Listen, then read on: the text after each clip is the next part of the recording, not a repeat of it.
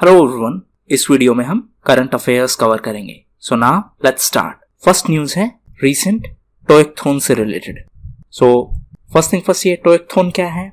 ये एक event organise करवाई गई थी ताकि इंडिया में टॉय सेक्टर है, खिलौने बनाने का जो सेक्टर है, बेहतर बनाया जा सके ताकि हम मैन्युफैक्चरिंग को बूस्ट कर सकें। Right now India approximately 80% toys दूसरे देशों से इंपोर्ट करता है, तो ऑब्वियसली हम इंपोर्ट डिपेंडेंट हैं इस सेक्टर में। सो इसी को बूस्ट देने के लिए गवर्नमेंट ने ये इनिशिएटिव ऑर्गेनाइज करवाया था। सो पॉसिबल क्वेश्चन है वो ये हो सकता है कि किस मिनिस्ट्री ने ऑर्गेनाइज करवाया था। सो इसको ऑर्गेनाइज करवाया था ministry of education, ministry of women and child development, ministry of commerce and industry, ministry of MSME, ministry of textiles and ministry of information and broadcasting. So ये मल्टीपल मिनिस्ट्रीज हैं। सो यहाँ पर एक और टर्म जो news में थी वो है टोइकोनॉमी। टोइकोनॉमी का मतलब है टॉय प्लस इकोनॉमी। सो जितना हम डोमेस्टिक मैन्युफैक्चरिंग को फोकस देंगे टॉय सेक्टर में, उतना ही हमारी इंपोर्ट डिपेंडेंसी कम हो जाएगी। नाउ इंपोर्ट डिपेंडेंसी की बात करें तो कई सेक्टर्स में इंडिया दूसरे कंट्रीज पर डिपेंडेंट है, इवन दो हम बाकी सेक्टर्स में अच्छा परफॉर्म कर रहे हैं। फॉर एग्जाम्पल, ये टॉय का एक क्लासिकल एग्जाम्पल हो गया, या फिर फार्मास्यूटिकल्स में API का एक एग्जाम्पल हो गया, एक्टिव फार्मास्यूटिकल इंग्रेडिएंट्स, या फिर सोलर एनर्जी के केस में PV सेल्स, फोटोवोल्टिक सेल्स हैं, उनके लिए हम दूसरे कंट्रीज पर डिपेंडेंट हैं, मेनली चाइना। इसी तरीके से इलेक्ट्रॉनिक सेक्टर में भी हम इंपोर्ट डिपेंडेंट हैं। नेक्स्ट न्यूज है UNODC से रिलेटेड। सो UNODC क्या है? फर्स्ट थिंग फर्स्ट, ये है United Nations Office on Drugs and Crime. So as the name suggest, ये यूनाइटेड नेशंस से एसोसिएटेड ऑर्गेनाइजेशन है। हेडक्वार्टर्स है वियना में, वियना ऑस्ट्रिया में है, और इसकी स्थापना हुई थी 1997 में। सो रिसेंटली ये न्यूज में क्यों था? क्योंकि UNODC ने वर्ल्ड ड्रग रिपोर्ट रिलीज की है। वियना की बात करें तो in fact OPEC, Organisation of Petroleum Exporting Countries का हेडक्वार्टर भी वियना में है। इसके अलावा IAEA, International Atomic Energy Agency का हेडक्वार्टर भी वियना में ही है। OPEC के अलावा एक और ऑर्गेनाइजेशन का नाम लिया जाता है OPEC+। कमेंट बॉक्स में बताइए OPEC और OPEC+ में क्या डिफरेंस है। Now coming back to drugs. So India में ड्रग्स के मिनास को टैकल करने के लिए अपने देश में है NCB, नारकोटिक्स कंट्रोल ब्यूरो। ये MHA के अंडर में है, MHA ministry of home affairs, और ये एक एक्ट को इम्प्लीमेंट करने के लिए नोडल अथॉरिटी है। एक्ट का नाम है NDPS act, that is narcotics, drug and psychotropic substances. इसके अलावा ड्रग्स के कंटेक्स्ट में दो पॉसिबल क्वेश्चन बनते हैं, एक है गोल्डन क्रिसेंट और एक है गोल्डन ट्रायंगल। सो ये दो मेजर ओपियम प्रोड्यूसिंग रीजन है। सो ये अपना state of Jammu and Kashmir है। अब गोल्डन क्रिसेंट में ये तीन मेजर प्रोड्यूसर है, ईरान, अफगानिस्तान और पाकिस्तान। और गोल्डन ट्रायंगल में ये चार मेजर कंट्रीज हैं, Burma, that is Myanmar, Thailand, Laos and Vietnam. Important बात यह है कि कंबोडिया इसमें नहीं है। सो इंडिया के दोनों साइड में, यानी कि इंडिया के वेस्टर्न साइड में भी और इंडिया के ईस्टर्न साइड में भी ये दो मेजर ड्रग प्रोड्यूसिंग रीजन्स हैं, जिसकी वजह से इंडिया की इंटरनल सिक्योरिटी पर भी काफी इंपैक्ट होता है। सो जो लोग UPSC के लिए प्रिपरेशन कर रहे हैं, GS3 में इंटरनल सिक्योरिटी का एक टॉपिक है, और वहां पर एक सब टॉपिक है role of external state and non state actors. Next है चाइना से रिलेटेड। सो चाइना अपनी पहली इलेक्ट्रिक ट्रेन चलाने वाला है तिब्बत में, और ये कनेक्ट करेगी लासा को नाइंगची से।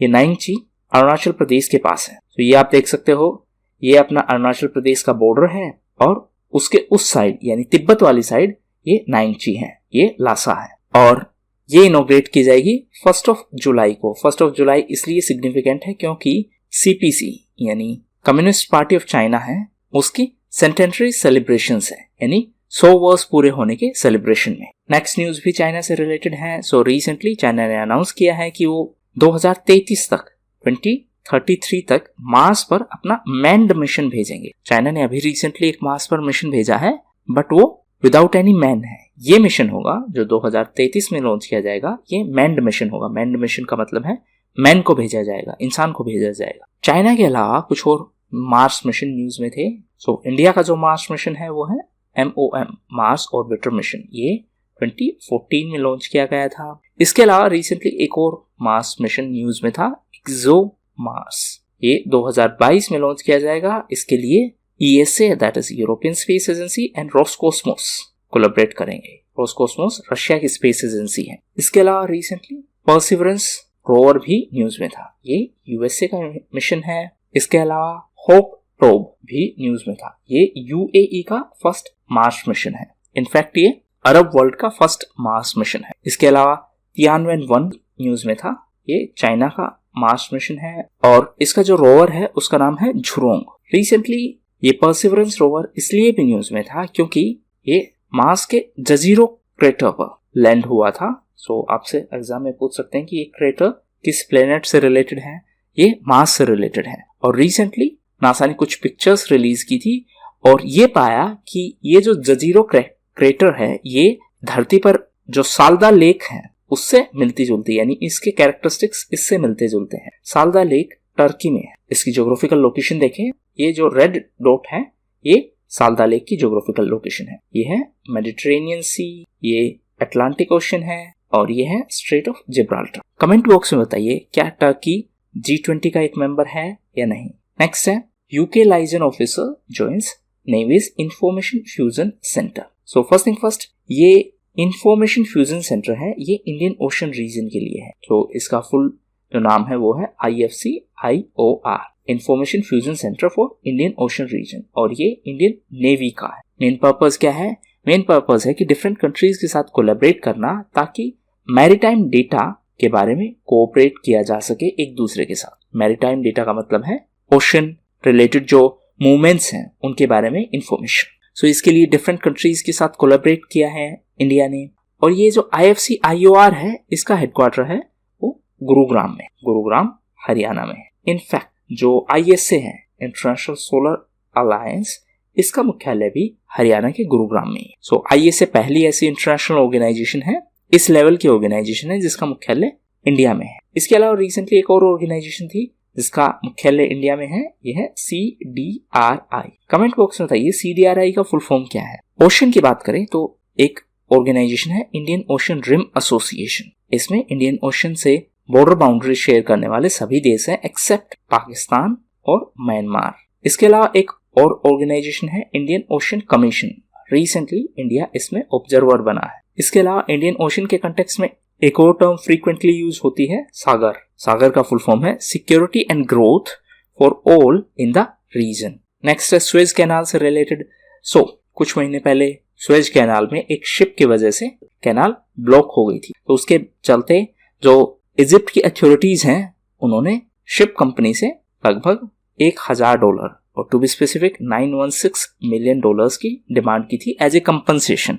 अब दोनों एंटिटीज के बीच एग्रीमेंट हुआ है इस इश्यू को सेटल डाउन करने के लिए। सो इसी के कंटेक्स्ट में रिसेंटली न्यूज में थी। स्वेज कैनाल की ज्योग्राफिकल लोकेशन की बात करें तो ये इजिप्ट में है और ये है मेडिटेरेनियन सी, ये है इंडियन ओशन, ये है रेड सी। सो एक तरीके से स्वेज कैनाल अफ्रीकन कॉन्टिनेंट को एशियन कॉन्टिनेंट से अलग करती है। सो यहाँ पर ब्लॉकेड होने के कारण जो यहाँ की अथॉरिटीज हैं यानी इजिप्ट की अथॉरिटीज हैं उन्होंने कंपनी से कंपनसेशन मांगा था। अभी दोनों के बीच इसको लेकर एग्रीमेंट हुआ है। नेक्स्ट है अंटार्कटिक ट्रीटी से रिलेटेड। सो रिसेंटली इस ट्रीटी को 60 इयर्स कंप्लीट हुए हैं और इसीलिए ये न्यूज में थी। Now first thing first, Antarctic की ज्योग्राफिकल लोकेशन की बात करें तो ये है अंटार्कटिका।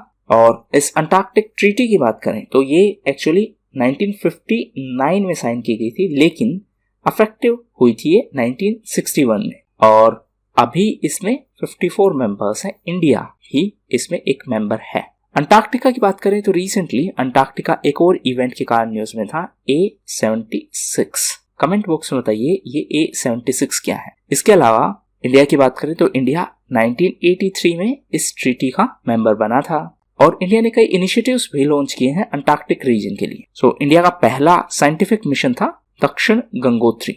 इसके अलावा सेकंड मिशन था मैत्री और थर्ड था भारती। कई बार एग्जाम में ये टर्म्स पूछ ली जाती हैं तो आपको ये ध्यान में रखना है, दक्षिण गंगोत्री, मैत्री और भारती इंडिया के मिशन है। नेक्स्ट है रिलायंस से रिलेटेड। सो रिलायंस ने क्लीन एनर्जी बिजनेस के लिए कुछ नए इनिशिएटिव्स लॉन्च किए हैं और उनके तहत रिलायंस अगले 3 साल में 75,000 करोड़ रुपए इन्वेस्ट करने वाला है इन क्लीन एनर्जी बिजनेस के लिए। अब इससे पहले मैं आपको थोड़ा सा बैकग्राउंड समझा देता हूँ। इंडिया सोलर एनर्जी को लेकर काफी इनिशिएटिव्स ले रहा है, लेकिन जो सोलर एनर्जी के लिए मेजर जो पैनल्स हैं, सोलर पैनल्स, उनके लिए, इन पीवी पैनल्स के लिए हमें चाइना पर डिपेंडेंट होना पड़ता है, क्योंकि इंडिया में जो सोलर पैनल्स बनाए जाते हैं वो कॉस्टली है as compare to Chinese products.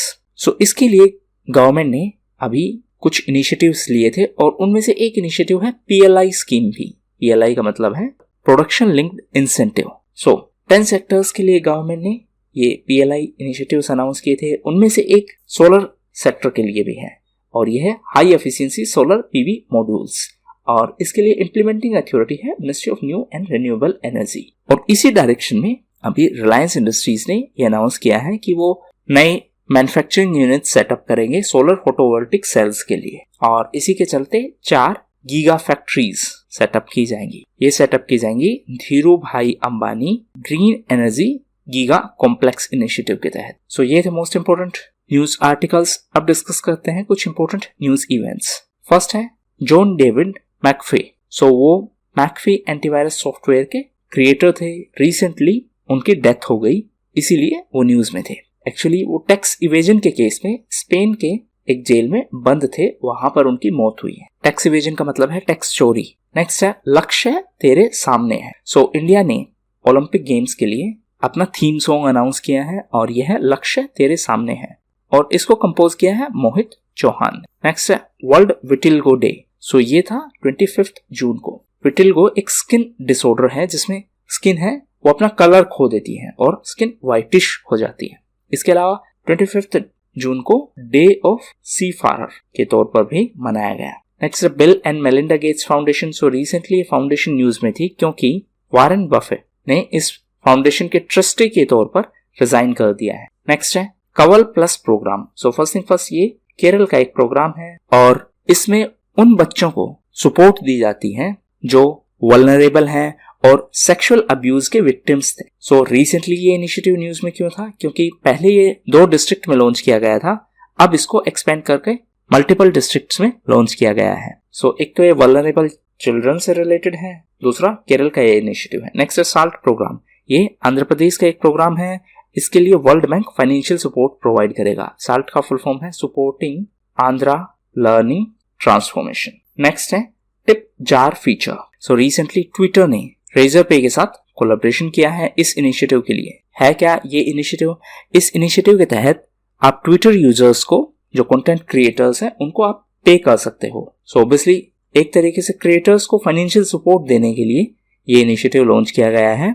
जैसे मान लीजिए ट्विटर पर कोई कार्टून मेकर है और आप उनका काम पसंद करते हो, तो आप उनको इस फीचर के चलते फाइनेंशियल सपोर्ट दे सकते हो। सो ये थे most important news events. Thank you and that's all for the day.